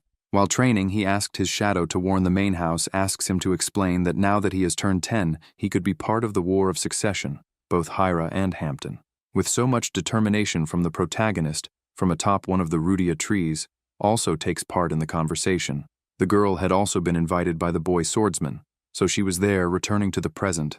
Larson arrives in the meeting room where his father is waiting. When you enter, you come face to face with a great throne where the mighty man stands. His appearance is that of someone very great, and just as I expected, his older sister is also there. This was nothing new for our hero, since he himself created the story. When he got there, he asked his father, who wanted to order something with a dark look on his face. The man said that the boy must already know why he was there in response. The young master concludes that the reason was the invitation from the other clan. Quickly, a spark is formed in front of you, and without waiting, a great light comes towards you. A very sharp blade is placed on his neck, and this makes the protagonist question why he is in this situation. His father replies that the boy shouldn't be so convinced about his attack, but it's already clear to our hero that the leader of the family doesn't really want to eliminate him in a way. It could be a test, even if he didn't understand why it was happening. It turns out that the great leader is angry about the invitation the boy received, because he doesn't like the Sade family, but the protagonist tries to calm him down by saying that he has a plan to make the opposing clan subordinate. He explains that he met the boy Cassin the other day, and immediately asked for a duel to create a bond of friendship, not quite believing it. His father asks how his son knew the boy would be in that place, but Larson says it was all by chance, and he just took advantage of the situation. While this discussion is going on, the older sister is carefully observing her brother's attitudes. Although she knows that the boy's personality has changed, she believes that someone did it on purpose. Try to imagine who would have great power to be able to do this, but finally she sees the answer. All this may have been her own father's plan. Seizing the moment, the young master reveals that he is going to take part in the war of succession. His sister is surprised because she didn't expect him to make this decision. Larson makes his point clear, saying that he will not stand idly by while everyone in the family grows stronger without accepting it. The Lord asks him if he would really involve outsiders in this fight, and maintaining his firm position, the protagonist confirms, realizing that his son wasn't going to change his mind. The leader asked him if he was aware of all his actions. A very determined Larson explains that he is prepared and that he would find a way to make the boy Casson his dog. But the Lord's concern is that the young man will end up being deceived despite this. Larson is in high spirits and says that if something like this happens, it will be down to fate, even if he doesn't fully agree. His father is pleased with the boy's attitude after this conversation. He and his sister leave the place, and she asks him if he was expecting this. Larson says he already knew, but didn't expect her to be the one chosen to accompany him. But the young woman already imagined that her father would choose her, because he wouldn't let her go to another clan alone, then decides to comment on the conversation that Larson had with his father, which even seemed rehearsed. She says that when she was the same age, she couldn't speak like that in front of her father while they were still walking. She decided to ask something. Leaving Larson at a loss for words, the young woman wanted to know what magical ritual had been performed on him previously. Had it really failed? Being honest, he said that he hadn't really failed, but he couldn't reveal any more information. Curious, she wants to know why. So he excuses himself by saying that his father asked him to keep it a secret. With that answer, your sister seems to have come to a conclusion. Surely his father had plans for the youngest, because he was protecting him would have to think of a way to use it to his advantage, since his father had given him the opportunity. First, I'd do anything to make sure you raised him right, interrupting her thoughts. Larson says he wants to show her something. Then a light emerges from his fist, and when he opens his hand, it expands. The young master is excitedly showing off his skills. His sister is surprised by his new ability. This meant that the protagonist had achieved transcendent mana. His sister is amazed to see this, seeing that transcendent hand. She could feel the base of the power coming from the fire. Our hero realizes that his sister was able to see the mana of fire, but he doesn't react when he hears from her, so he doesn't push so hard. The young woman explains that if he keeps doing this, it could harm his heart. This is because he is still very young and has to get his body used to so much power. The young woman concludes by saying that her wish is to see him prosper. Reflecting further on his two new circles, Larson remembers that his father didn't even comment on it. But soon the subject changes. The two brothers talk about the possible guests who will also be joining the clan. This reminds the young master of someone who will possibly be there. She is the only daughter of a renowned martial arts family. Her name is Rosalind. Our hero knows that they wouldn't miss the opportunity to go to the mainland, so he must be prepared to deal with this family. That's because he was very rude in the past, beating up the Rosalind girl. He did it without any mercy, and he knew it would have consequences, so he says he intends to apologize for his mistake. This makes his sister question him about his pride, but the boy knows that in his case, it's a different story. Larson recognizes that he didn't act wisely, so he knows he has to apologize. But when he remembers this case, he wonders how a boy like him managed to beat up the strongest young woman. That was because at the time she wanted to be kind to people, but after that his training became intense. Rosalind was now well trained, all because of the protagonist. What's more, his progress was unbelievably fast. Aware of what was going to be done, his sister agreed with his attitude, says that he can do whatever he wants, and that he will be there to help him. Later the youngsters head for the Sunflower Gate. Rudia is very excited and hopes to have lots of delicious food. Unlike them, Hampton is more apprehensive. He believes that Master Larson is being very considerate by accepting the invitation. He believes that our hero probably has plans in mind. I'm thrilled to be part of this conquest. To get to the central office, they had to pass through 20 different gates. Hampton even had to be carried in because he was so tired. After passing through all the gates, they arrived at the Sword Cemetery. Despite its name, it is a lively and active city. As they go downstairs, they talk about the Grandel family, who should be arriving soon. A young master says he's going to use his free time to practice his breathing techniques, so he sits right there to concentrate. This makes his sister impressed with his brother's every move. Back to the Maiden Palace. The leader of the house talks to one of his trusted soldiers. He tells of how his son Cacula was surprising him with his skill. His friend doesn't quite believe that the young man has evolved, so the leader explains that the boy has managed to pass the test and that transcendence has joined his heart. Apparently he believes that the boy was one of the chosen ones to have the holy grail of transcendence. His subordinate comments that he has never heard of this possibility. So the Lord tells us that until that moment there was only one patriarch in his family who had access to it. He also said that it all made sense, since he discovered that the girl Rudia is friends with is from the fire. Clan tells the boy that this holy grail was also called the Circle of Support. His ancestor even nicknamed it the Portable Charger. Confused, the man asks if his leader is really sure that Larson had absorbed this item. In response, the master says that he has no other explanation, since the boy now has two circles. This reminds him of his childhood abilities, both of whom in that room were known as prodigies. But the leader asks him if he would be able to reach 2 circles like his son.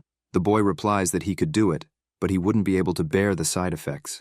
What intrigues the leader even more is that the boy was doing it so effortlessly, he wonders why his son is only showing his skills now. So he believes that the boy is hiding something and will give the soldier a mission promptly. The boy bows and tells the leader to say what he wants. Then the powerful master asks his friend to keep an eye on the boy and keep him safe. Returning to the city of the Cemetery of Swords, Larson senses the presence of the Grail members from the top of the gate. It was possible to see 2 people arriving.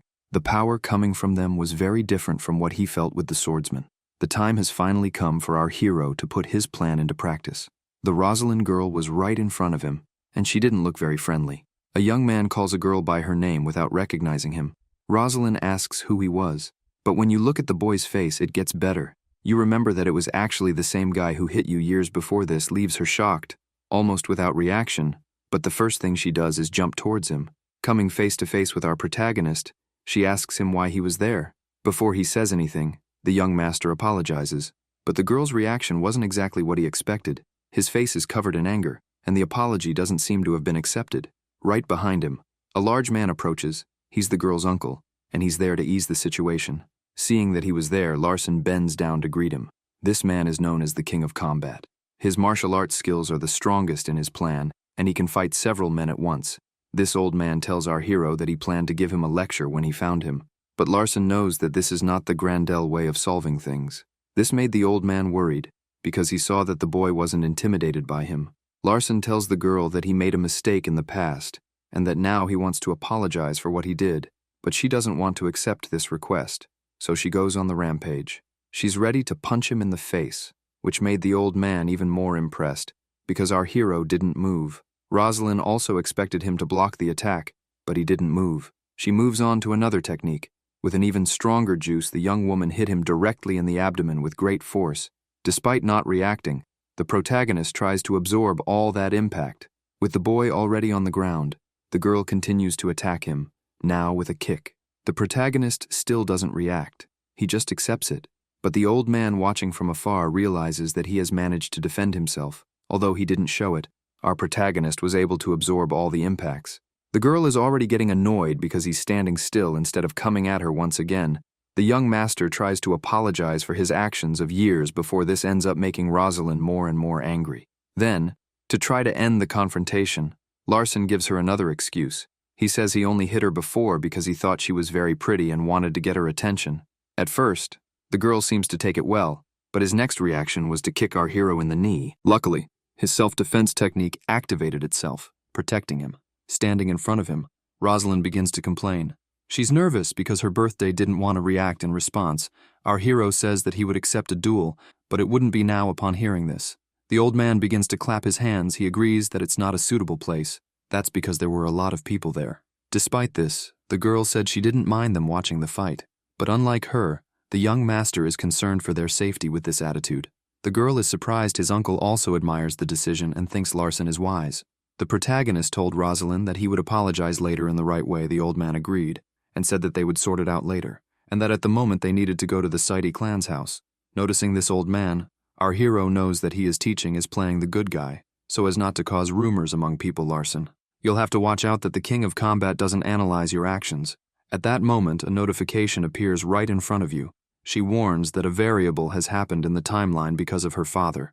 With this, the boy will receive the privilege of creator of probabilities. While this is happening, a light appears right in front of you. Then she reveals herself, showing a sheet of paper with some writing on it from the protagonist's reaction. He knew that information. It was the very configuration that he himself had created. It contains information about various characters he created, but realizes that there are also empty spaces, showing that he could create more things, but he's still confused as to why this was happening to him. But what he didn't know was that he had the time to be able to use this skill. Realizing that the sheet has disappeared from his hands, Larson concludes that it would take a minute to make changes. Then they get together and make their way to a restaurant nearby. When they get there, their older sister is already waiting for them. The old man from the fight already knew her and commented that it had been a long time since he had seen her, so he sits down with Evelia to catch up on things. The young woman comments on her past. When she challenged him to a fight, the old man also remembers and says that she has lost her childish cuteness. That's because when she was young, she used to go after him no matter where they were, and there was even one time during the night when she set fire to her hidden hair with these good memories. They both burst into laughter. Rosalind, watching from afar, decides to come closer. She introduces herself as Leader Grandel's daughter and does so in a sweet way, which makes our hero angry. Because she wasn't acting like this a few minutes ago, the girl is excited and says she wants to become strong like Ivelia. Since women are almost always at a disadvantage, everybody has a fighting spirit. This is determined by its origin. Martial artists like the girl need to use their physical abilities, and this has a limit, so Rosalind's desire is to fight to become stronger and stronger after lunch. They prepare for the next portal that will open soon until the time comes. She asks the others for permission to talk to her brother, so the two Grandels left the table to leave them alone. They go for a walk, and she asks him about what happened earlier, wants to know if he was already planning to act like that. In response, Larson says that he had already planned it, and that's why he approached Rosalind, but his sister explains that it would be better for them to sort it out in the Sadie's arena.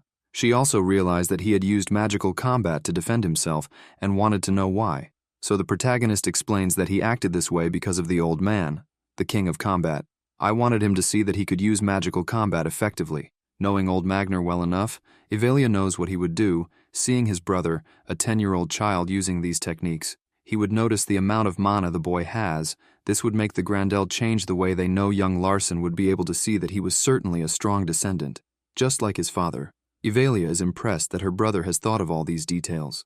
After all, what our hero wants is for them to believe that he is a variable of the Maton family. This speech makes the young woman remember a scene. This was exactly what his father had asked him to do before they left, which makes her proud of how intelligent her brother is, even taking into account his young age, so she's determined to get Larson on her side to support her, knowing what her brother wants. She asks him if he already knows about the pilgrimage route they need to take first. Decides to tell his experience of the time when he was going through it. Ivelia was very young and still learning the ropes. Magnar was his #1 adversary, and the two always faced each other, although he doesn't know much about the story. Larson knows that the two got on very well. She finishes by saying that the old man is the kind of person who investigates everything that piques his interest to the end, so the protagonist concludes that if he were interested in her abilities, he would approach her. In front of that beautiful scenery, the young woman invites her brother to see some parts of the city. She says that she has been to many commercial cities, but most of them have already been destroyed because of her. While they talk and walk, Larson decides to take her back to the city. He tells Ivelia to just follow him, as he knows the way the young woman is pleased with the care her brother is taking. And together they headed back to find the others while Magnar and his niece walk through the city. He reflects on the protagonist, as he was before. The way the young man acted earlier showed that he had changed. But what intrigues the old man is this sudden change. Believes that the way he treated Rosalind years before was probably a facade, and now there could be some plan behind this invitation. Think that they are really just there as extras for the Maton and Sadie's. So he decides that he'll have to keep an eye out to find out. After all, he knows that among them, his family, the Grandels, are the weakest. This makes him determined to find out what they're planning. After a few minutes, everyone gets together to go through the next portal. Magnar comments that it will be an honor to pass through the portal made by Ivelia. She jokes with him, telling him to be careful in the middle of the road, so everyone goes in to get to the other place. Rosalind is feeling a little queasy about this traverse, but this happens quickly, and they soon arrive on the other side. Our hero's older sister says she didn't hit the old man on the way, out of respect for her niece. Meanwhile, from afar, the Sidey boy was approaching his friends. They signaled with their hand to show where they were. This makes Magnar a little apprehensive, for not one of them has ever come to receive others along the way after approaching. The boy comments to the protagonist that he has grown up, but Rudia appeared in the middle of the two and prevented them from approaching. She's jealous and says that only she could get close to Larson. Seeing this, the boy explains that there is no hierarchy in friendships, and that the two decided to be friends because they had the same intention.